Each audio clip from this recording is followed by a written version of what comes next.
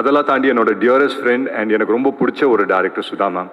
So அவங்க வந்து இது சொல்லும்போது நான் கேட்டேன், இந்த கேரக்டர் எப்படி பண்ணலாம், இந்த மாதிரி ப்ளே பண்ணிட்டா அந்த மாதிரி ப்ளே பண்ணிட்டா அப்படின்னு சொல்லி கேட்கும்போது, நீ எதையும் பண்ணாத, உனக்கு எப்படி தோணுதோ உன்னோட நேச்சுரல் செல்ஃப் முன்னால் எப்படி பண்ண முடியுதோ பண்ணு அப்படின்னு சொல்லி சொன்னாங்க. ஸோ அதுக்கு நான் மிகப்பெரிய நன்றி நான் உங்ககிட்ட தான் சொல்லுவேன். இன்றைக்கி வந்துட்டு சின்னதுரை என்ற கேரக்டர் வந்து நிறைய பேர் நல்லா இருக்குது, நல்ல எனர்ஜெட்டிக்காக இருக்குது அப்படின்னு சொன்னாங்கன்னா அது முக்கியமான காரணம் வந்து சுதா மேம் தான். ஏன்னா அந்த ஸ்பேஸ் எனக்கு வந்து கொடுத்தாங்க.